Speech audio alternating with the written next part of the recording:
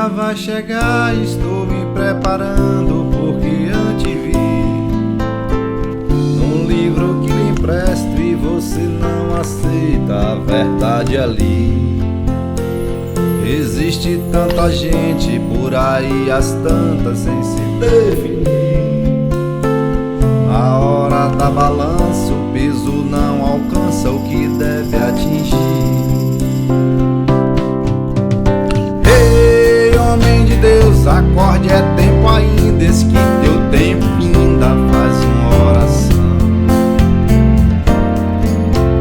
Ei, homem de Deus, deixa a incoerência em sua conferência, fale de perdão.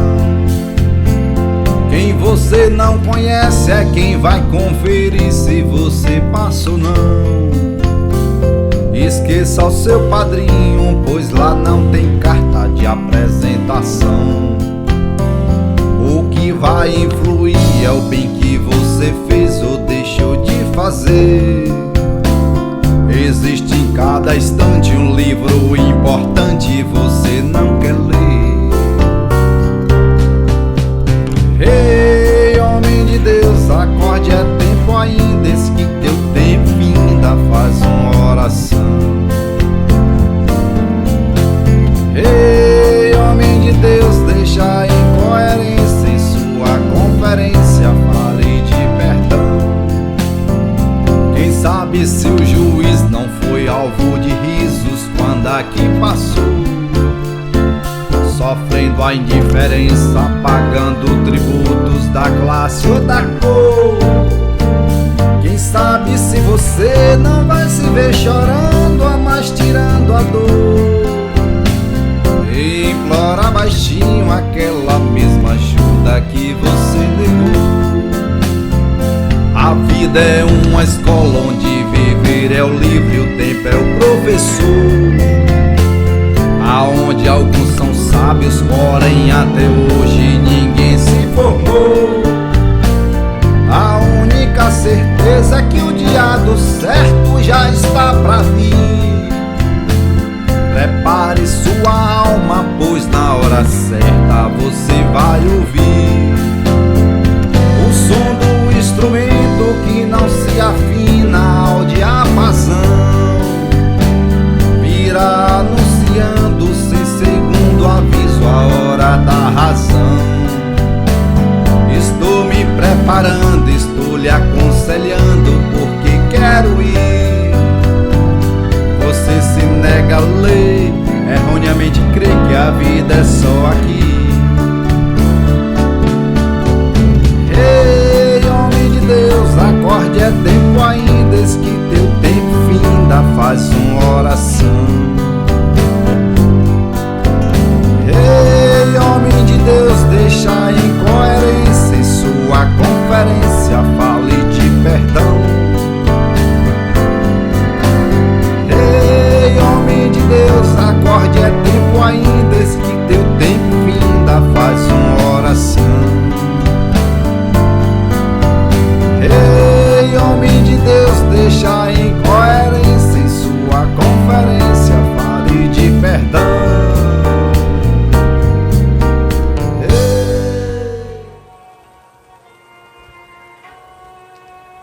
Boa noite, queridos amigos, irmãos em Cristo. Que o Senhor nos abençoe, nos envolva na sua proteção, na sua luz, no seu amor. Que hoje tenhamos a oportunidade de crescermos em espírito, de aprendermos um pouquinho do nosso propósito aqui na Terra.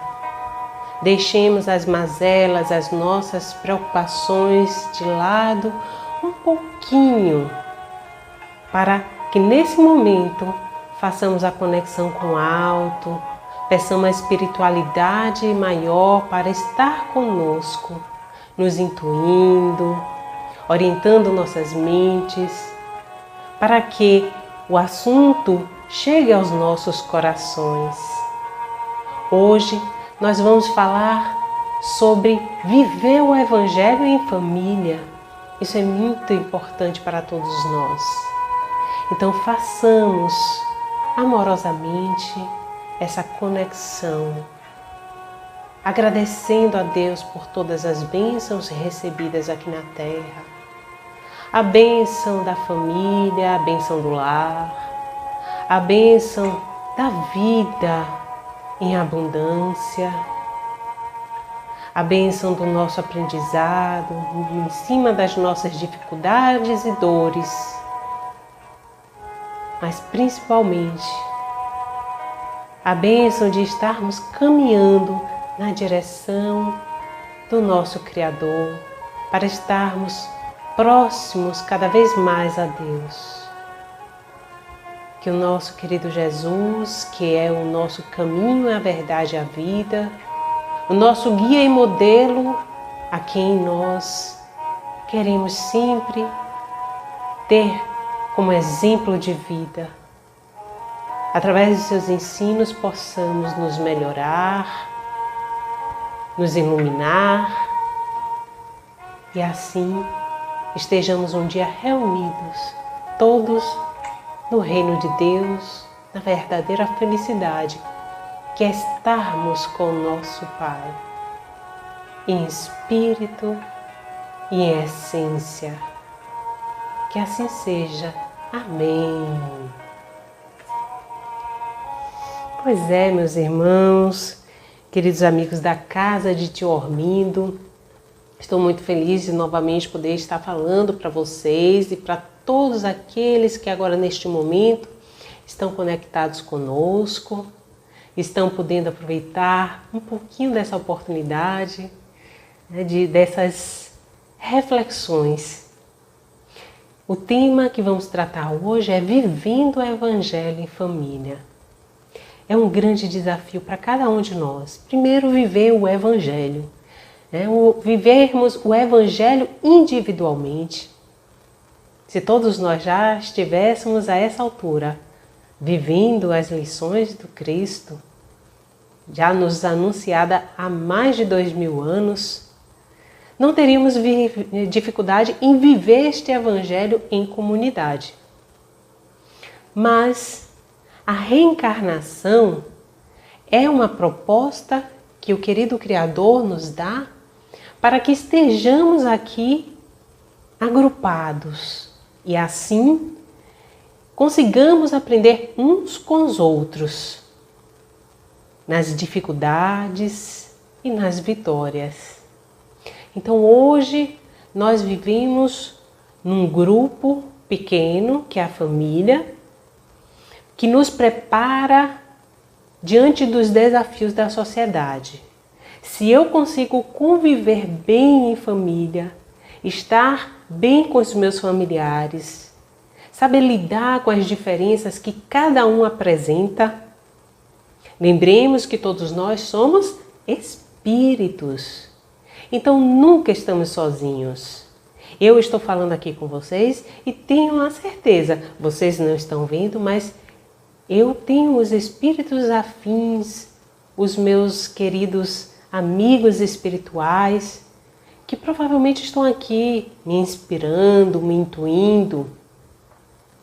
Sim, são nossas companhias espirituais, aquelas que nós mesmos atraímos para cada um de acordo com suas vibrações. Então imaginemos que estamos numa família, e que dirá uma família numerosa, né? Aquela que você tem mais 9 irmãos, então a família, um casal com 10 filhos. Haja espírito para nós conseguirmos conviver, aceitar essas diferenças. Se na convivência com o outro já é difícil muitas vezes eu aceitar um determinado ponto de vista, uma atitude, eu não posso mudar o outro, mas eu posso entender que todos nós somos únicos. Cada um tem defeitos e temos virtudes. E estamos aqui para aprender, para evoluir. E ninguém muda ninguém. Então tenhamos tolerância, paciência, que um dia todos nós seremos espíritos puros. Até lá, o que nós temos que realmente nos empenhar neste momento é em trabalharmos a nossa evolução. Se você está bem, se você está em paz, se você está preocupado em crescer, em fazer o bem, tudo à sua volta flui e melhora. Não tem como conviver com a pessoa que te agrida, que seja áspera, se você é amoroso, se você quer o bem, faz o bem para o outro. Então, quando os espíritos falam no livro dos Espíritos a respeito de família, eles só se relacionam com duas questões, mostrando o quanto que a família é uma célula na sociedade, fundamental. Desde os primórdios, se a gente pegar inclusive o Antigo Testamento, nós vamos ver lá no primeiro livro, a Gênesis, a família de Adão, Eva, Caim, Abel. Vamos caminhando, perambulando pelos livros da Torá até chegar ao Novo Testamento. Os Espíritos respondem para Kardec que Jesus foi o Espírito mais evoluído que habitou entre nós, que esteve aqui na Terra até hoje. E por isso que ele nos serve de guia e modelo evolutivo. Mas Jesus, um Espírito puro, para habitar entre nós, para estar entre nós, quando ele veio, mesmo Jesus, um espírito de envergadura dele, um Cristo, esteve numa família, reunido em uma família. E ele também passou por suas dificuldades. Não foi aceito por muitos, os irmãos dele não aceitavam as ideias de Jesus. E numa certa feita, na reunião, na casa de um discípulo, Jesus estava lá fazendo a sua reunião, dando seus ensinamentos, as suas lições, para todos que ali se encontravam com muito amor, como sempre ele faz. E aí chegaram correndo para ele: mestre, sua mãe e seus irmãos estão aí na porta. E Jesus: quem são meus irmãos? Quem é minha mãe? Quando ele faz esse questionamento, ele está levando-nos a refletir sobre a família universal. Ora, estamos aqui de passagem. Nesse momento, temos na família nosso pai, nossa mãe, os nossos irmãos. Se aqueles que não estão encarnados já desencarnaram, mas um dia fizeram parte de nossas vidas. Ah, mas eu não cheguei a conhecer o meu pai. Mas na espiritualidade não é assim que funciona. Provavelmente tivemos contato com aqueles que nos recebem antes de reencarnarmos. Os nossos encontros acontecem inclusive durante a noite, enquanto estamos dormindo, durante a emancipação da alma, que nós nos afastamos do nosso corpo denso e vamos transitar no mundo espiritual, termos a oportunidade de conhecer, de estarmos nos reajustando, perdoando os espíritos que farão parte do nosso seio familiar. Então nada é por acaso. O mundo espiritual é hiperorganizado. Aqui a Terra que a gente acha tudo uma bagunça, porque a Terra ainda é uma cópia imperfeita da dimensão espiritual. Lá no livro Consolador, fizeram uma pergunta para Emmanuel a respeito de família, o que é que ele achava, qual seria para a sociedade o resultado do relaxamento dos laços da família. E ele fala, de acordo também com o livro dos Espíritos, seria um retorno ao egoísmo. A família já é uma evolução para o espírito. Lembremos que não temos só família no reino hominal, na humanidade. Temos famílias animais, temos famílias de plantas, temos esses agrupamentos cuja função é justamente o nosso burilamento, a nossa evolução mútua. Emmanuel ele prossegue dizendo que ainda o lar é a melhor escola para todos nós. E Chico Xavier já falava, né, que a reencarnação ela não erra de endereço. Estamos na família que nós necessitamos para crescermos, para evoluirmos. A família que precisamos, não é a família que eu gostaria de ter. Aliás, todos nós nos iludimos com aquele comercial de margarina, né? Aquela família que você acorda de manhã, todo mundo feliz, todo mundo sorrindo, aquela mesa farta, cheia de comida, cheia de bolo, sanduíches, mingau, né? Todo mundo sorrindo. E a nossa realidade não é essa. Muitas vezes vão dormir depois de altercações na noite anterior, chateados por algum ponto de vista que foi contrariado, acordamos mal-humorados. Uns já chateados porque vão se dedicar a trabalhos que não se sentem realizados. E aí as pessoas mal se reúnem mais para fazer a primeira refeição do dia. Aliás, cada vez mais fica difícil reunir a família em vários aspectos, em vários momentos. E então, a nossa realidade é muito diferente de um comercial de margarina. Até a nossa mesa não é mais farta, como mostra no comercial. Aliás, aqui é um alerta para todos nós, viu? Margarina faz muito mal à saúde. Então, caiamos na real.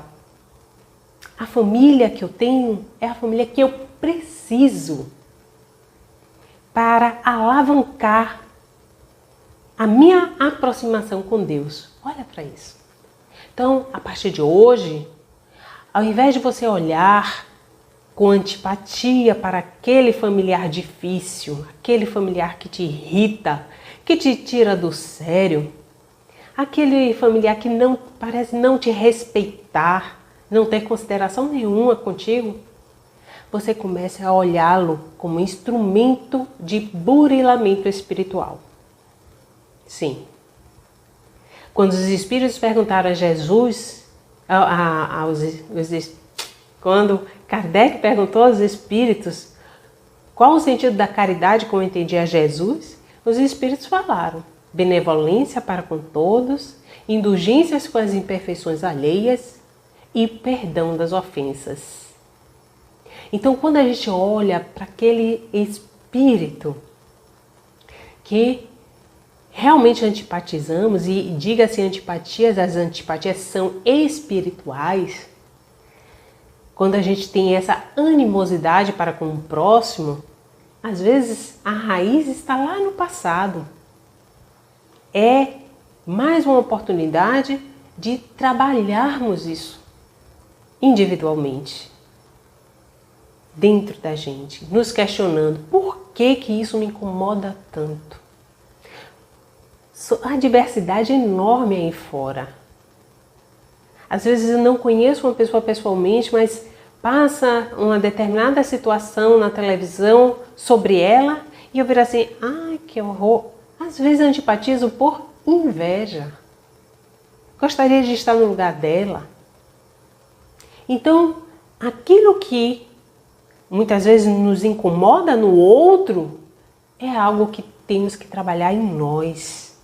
E o outro serve de espelho para encontrarmos esses sinais, esses sentimentos, essas emoções. O que é que será que está faltando? O que será que eu estou me iludindo? Será que eu estou buscando a aprovação dos outros e deixando de lado a minha própria felicidade? Porque tem aquela pessoa que quer agradar todo mundo e esquece de si. E no fundo é uma pessoa frustrada. Então, Emmanuel diz que nós nos reunimos em família porque ainda é a melhor escola, é o lar. E a criatura, ela consegue no lar, em família, receber as bases do sentimento e do caráter. Porque quando reencarnamos, nós herdamos dos nossos pais apenas material biológico, genético, mas o caráter, a inteligência, os sentimentos são do espírito. São aquisições do espírito. Por isso que a gente vê em determinadas famílias um filho com temperamento completamente diferente do outro. Aliás, um filho completamente diferente dos pais.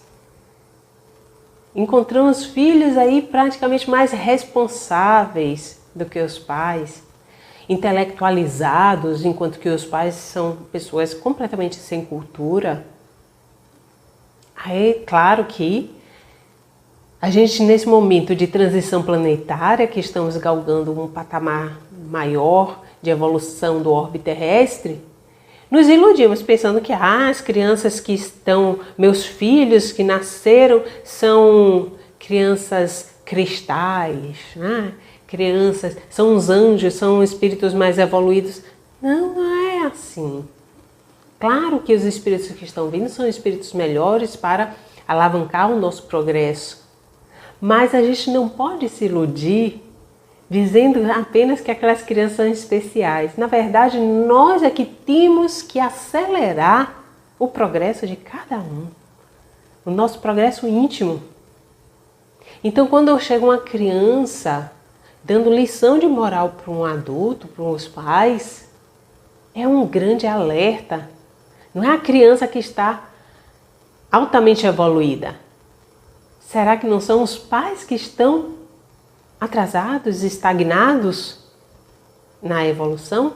E aí a espiritualidade trabalha colocando aquela criança cheia de informações intelectuais, muitas vezes até com posicionamentos morais, sendo uma pessoa tranquila, uma pessoa interessada em melhorar o planeta, nos valores ambientais, uma pessoa interessada em ter harmonia na sociedade, enquanto que os pais ainda estão limitados naquela convivência egoística, ainda sofrendo as suas provas materiais. Então, meus amigos, nós herdamos dos pais apenas a parte biológica. E a família, Chico Xavier falava que era o cadinho de evolução. É onde nós podemos ver as diferenças uns dos outros e desenvolver o verdadeiro amor espiritual. É chegar a uma pessoa completamente te contrariando e você se posicionando para ela que não gosta daquilo, mas de forma fraterna. E se a pessoa dá pinote, se irrita e sai, se afasta, você entende que ela está no seu momento, entende que ela é diferente de você. E aí você tem que ser indulgente e tolerante com as diferenças, com as imperfeições. Todos nós somos irmãos uns dos outros. Por que Deus nos reuniria dentro de espaço de 4 paredes? Se fosse para sermos todos amistosos uns com os outros, aí você desconfie.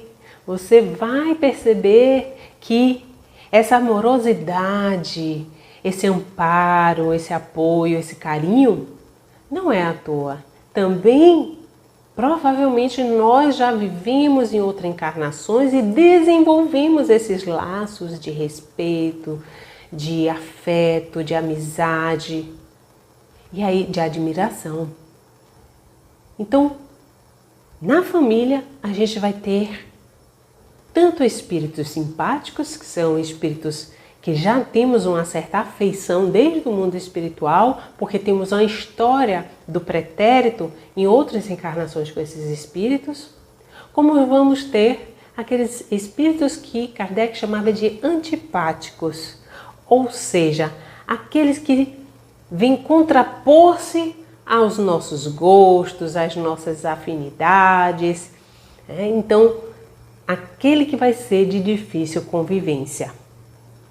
Isso tudo faz parte. Uns para dar apoios, entre os parentes, na família, sempre tem aquele que vem e apacenta as situações, os antagonismos. Outros parece que querem ver o circo pegar fogo. E quando a gente tem essa ótica espiritual, a gente consegue se afastar daquele grupo, a gente percebe aquele que é mais implicante, que muitas ações que ele faz é para chamar algum tipo de atenção, é porque ele quer algum tratamento diferenciado. E realmente, às vezes, a gente tem que dedicar a essas pessoas um tratamento diferente dos outros. Por isso que os pais, eles têm uma forma de lidar com cada um dos filhos. Eles dizem, mas eu amo todo mundo igualmente. Sim, ama, tem um sentimento por eles igualmente. Só que vai ter aquele filho que vai ter uma afinidade maior, e aí ele vai incentivar mais. Vai ter aquele filho que vai dar muito mais trabalho, e ele vai ter que dedicar mais tempo. Então, a cada um, como diz Kardec, os pais têm missão com seus filhos. A cada um vai dar um tratamento adequado para auxiliar nessa evolução, enquanto estamos aqui todos agrupados. É também nas dificuldades que nós temos em comum, nas dores e nessas experiências recebidas, que nós conseguimos caminhar nessa estrada redentora da família, em que a gente deixa as amarguras para trás, através do perdão, trabalhando o perdão das ofensas para com o próximo. Perdoando no sentido de entender que aquela pessoa não tem mais para dar do que ela está dando. E é assim que ela se porta. Santo Agostinho dizia, não adianta mudar as pessoas porque elas são como são. Elas precisam ser neste momento. Mas a gente pode mudar a nós mesmos. Trabalhando a tolerância, a paciência, construindo a paz dentro de nós. No livro Jesus no Lar, o espírito Neio Lúcio tem um capítulo lá que ele conta que Jesus estava na casa de Pedro, Simão Pedro, ali em Cafarnaum, aquela casa simples, mas reunido à noite com várias pessoas, vários seguidores. E aí sentou-se à mesa e começou a perceber que naquele local as pessoas estavam falando sobre futilidades. Imagine, Jesus tinha passado o dia inteiro curando, falando as lições de amor que ele veio aqui para nos alertar. E quando chega no momento que se reúne na casa de Simão Pedro, todos cansados, começam a falar sobre futilidades. Aí Jesus chamou Simão Pedro e falou, Simão, quando o pescador, ele vai no mercado, ele vende todos os seus peixes? Aí o Simão Pedro virou assim, mestre, naturalmente que nós escolhemos os melhores peixes porque a clientela não aceita o refúgio, os resíduos da pesca.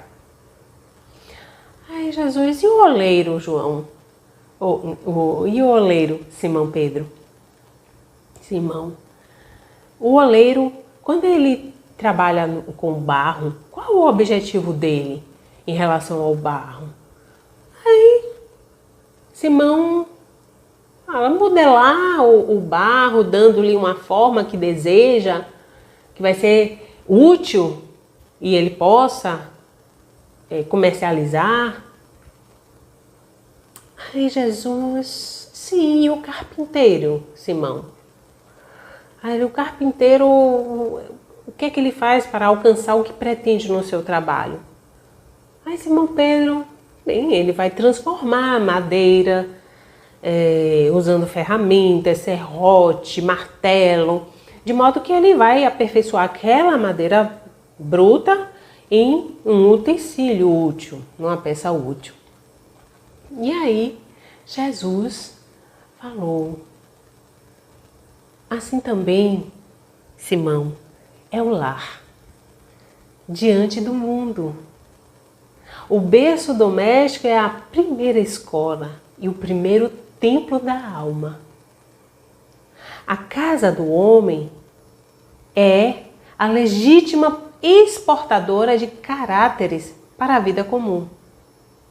Da mesma forma que o pescador, ele ali no seu meio otimiza o que faz, oferecendo o que tem de melhor à sua clientela. O oleiro, ele trabalha o barro para levar à comunidade utensílios que possam servir a todos ali. Da mesma forma que o marceneiro transforma a madeira também em coisas úteis, assim é o lar, é a família. Então, nós somos essa matéria-prima. Nós somos a madeira, nós somos o peixe, nós somos o barro, que vamos ser transformados na oficina da família. E entendendo essa lição, Jesus depois pede que todos se reúnam em volta da mesa,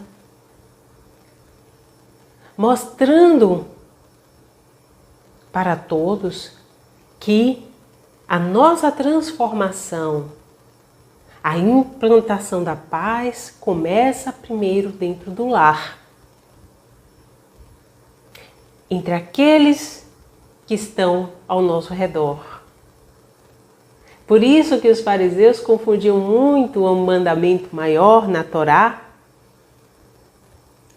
amar a Deus acima de todas as coisas e ao próximo como a si mesmo. E a gente tem aquela pergunta a Jesus: e quem é meu próximo? E Jesus conta a parábola do samaritano, mostrando que o próximo é aquele que nós desenvolvemos a compaixão, aquele que nos olha com amorosidade, o próximo é qualquer um. Porque os fariseus entendiam que o próximo mais próximo era a família. Justamente porque é o primeiro núcleo a ser trabalhado. E Jesus fala que a paz no mundo começa entre quatro paredes, sob as telhas a que nos acolhemos. As telhas do nosso lar. Por isso, meus irmãos, nesta noite, Jesus falou para todos se reunirem em volta da mesa. Chamou Pedro e falou: Pedro, acendamos aqui uma claridade nova em torno de nós e de quantos nos procuram a assistência fraterna. Todos aqueles que nos procurem, que possamos doar-lhes luz através da boa conversa, através dos bons pensamentos. Então, Jesus nesse momento começa a dar a dica para Simão Pedro que o lar é onde devemos plantar a semente do Evangelho, a semente da paz, a semente do amor, da fraternidade, da solidariedade, da afetividade.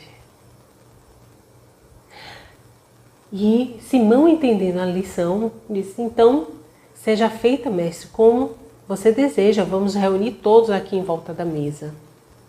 E foi nesta noite, quando todos estavam já reunidos em volta da mesa, prestando atenção às reflexões e às lições que Jesus verbalizava entre eles, que Jesus disse, e está lá no Evangelho de Mateus: onde estiverem 2 ou mais criaturas reunidas em meu nome, eu entre elas estarei.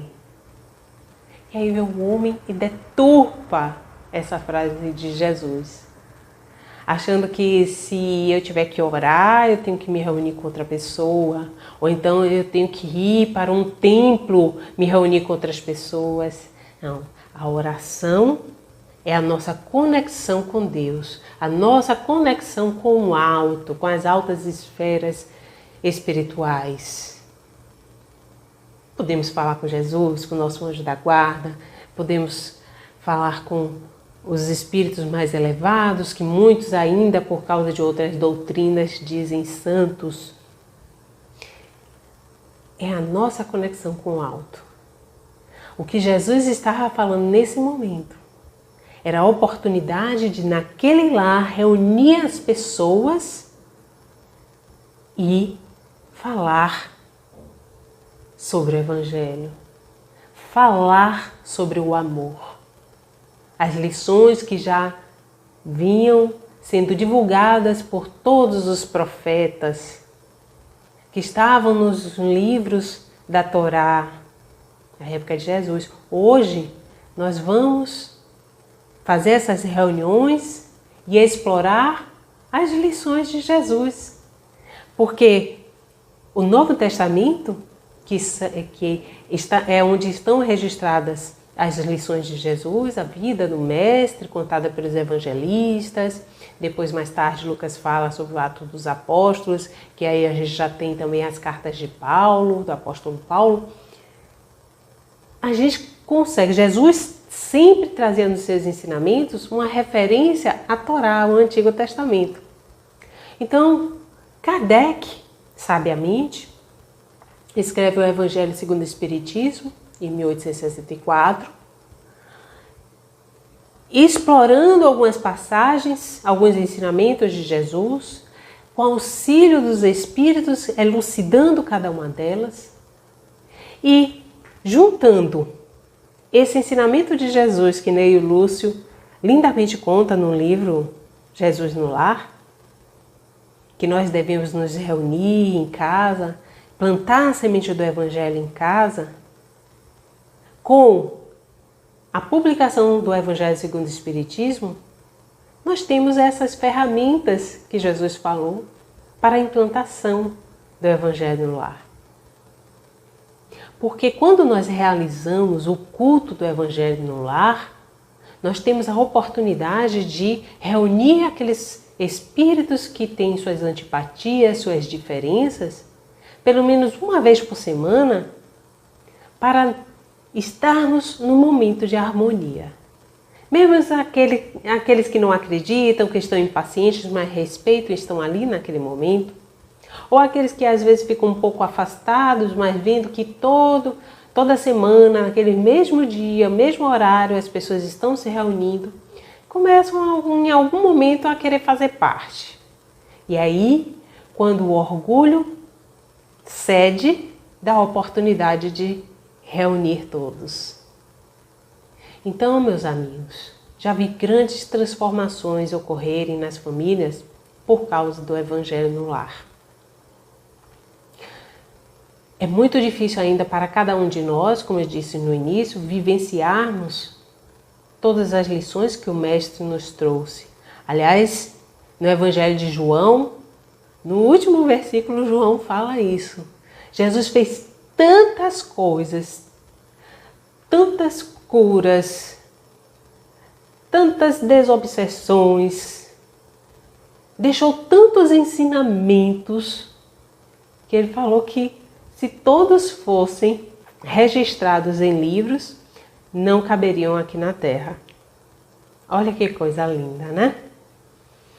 Então, para aquelas famílias que têm seus momentos de dificuldades, e todas com certeza têm, às vezes somente a intensidade que diferencia uma das outras,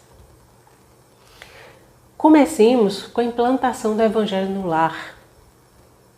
Porque o Evangelho no lar nos oportuniza essa intimidade com as lições do Mestre.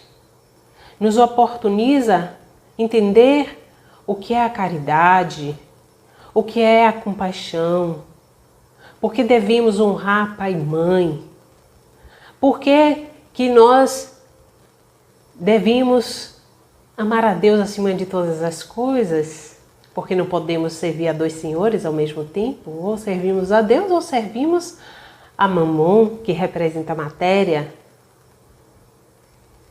Porque no Evangelho que nós vamos aprender que somos perecíveis, estamos aqui de passagem e temos que aproveitar o máximo possível para nos melhorarmos enquanto estamos encarnados, porque a encarnação nos proporciona experiências que no mundo espiritual nós não conseguimos ter.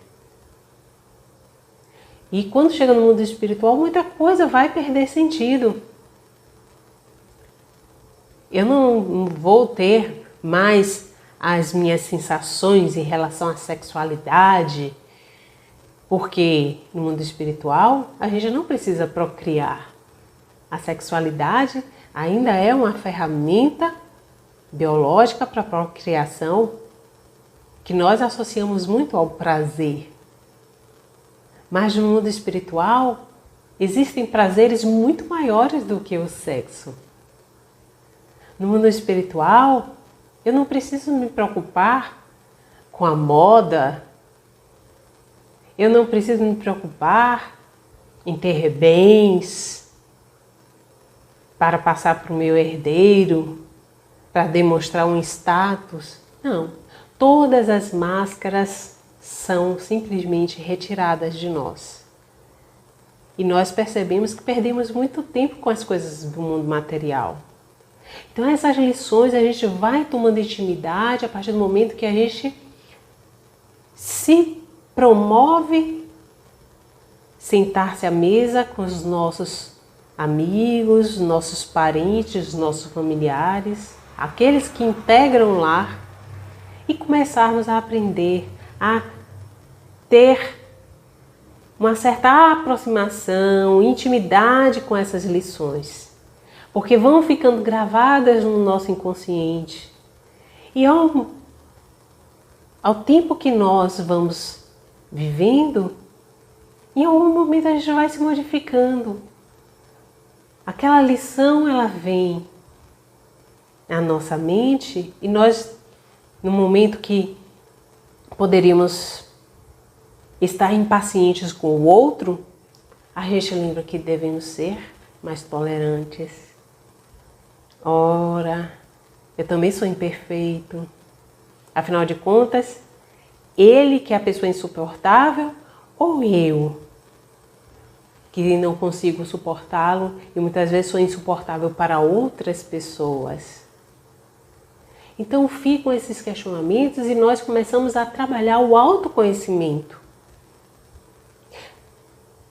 Aí fica a dica para que vocês, se ainda aquela família não implementou o Evangelho no lar, escolha um dia na semana, um horário, reúna aqueles que fazem parte do seu lar, uma mesa, não precisa ter toalha branca, bordada, nada disso. Coloque uma jarra com água, alguns copos, que possa servir essa água depois para os que estão ali na reunião. Primeiro faça uma leitura de alguma mensagem para começar a harmonizar todos que ali se encontram. Uma prece logo em seguida. Abra o Evangelho. Se for o primeiro contato com o Evangelho segundo o Espiritismo, comece desde o primeiro capítulo, fazendo mensagem a mensagem.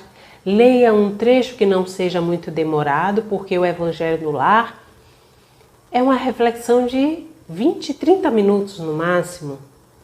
Então não é para empatar a vida de ninguém, não é para a gente ter que se deslocar até um local para fazer algo. Não, é aquele momento que a gente reúne a família pelo menos uma vez por semana e dedica meia hora para estarmos em contato com a espiritualidade maior. Lemos então o trecho do Evangelho, comentamos em voz alta, para que todos ali tenham pelo menos um certo entendimento da mensagem. Se você estiver fazendo o Evangelho sozinho, pode fazer em voz alta, porque você vai se escutar também, isso é interessante.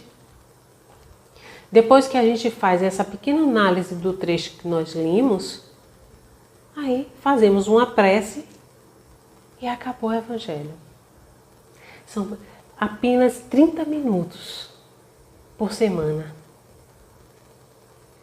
Reúna com as crianças, deixe as crianças entretidas com algum quebra-cabeça, algum jogo no chão, que possam, porque as crianças hoje em dia são assim, esses espíritos que estão chegando. Estão fazendo uma atividade, mas estão prestando atenção no que estamos conversando. Então, tudo é aproveitado. Se é uma criança que tem uma certa maturidade, já sabe ler, quer participar, coloque-a na mesa, deixe participar. Como diz Hermínio de Miranda, nossos filhos são espíritos. Às vezes aquela criança é um espírito que já reencarnou conosco várias vezes. Então, essa é a oportunidade que nós temos de começar a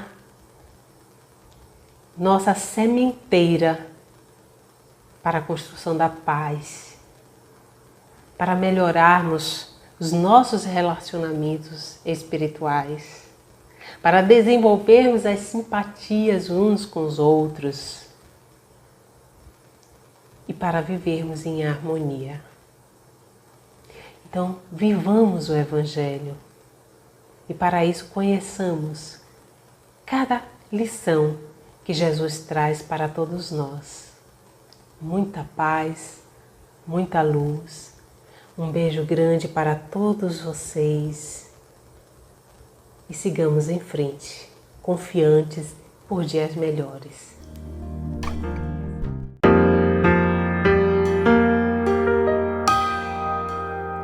Minha Nossa Senhora,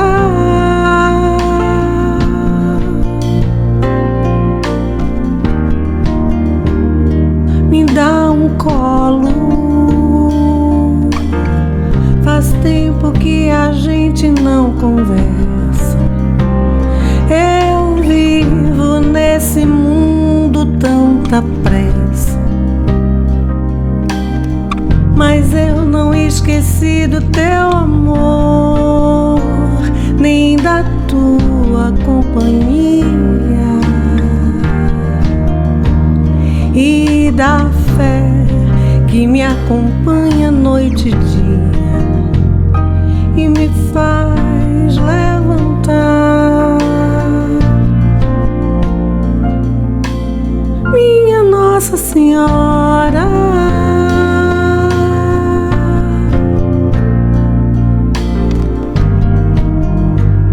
me dá um colo.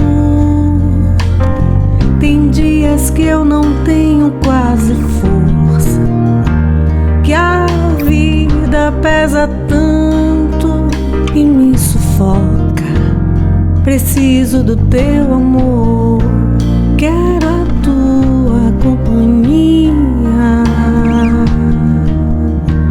Fé mais fé, daquela fé que alivia. Preciso de colo.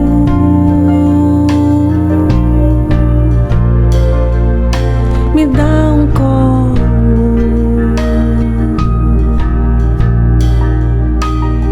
Minha Nossa Senhora,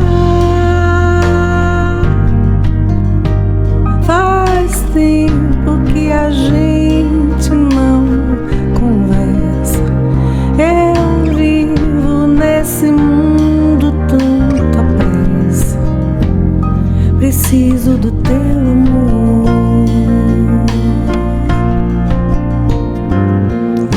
Eu tenho tanto medo do amor que hoje eu já nem vivo por inteiro. A paz que eu procuro tá aqui dentro.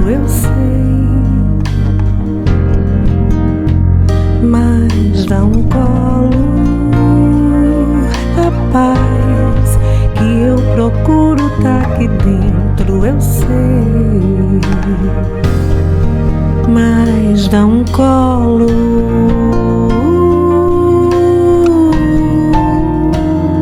Me dá um colo.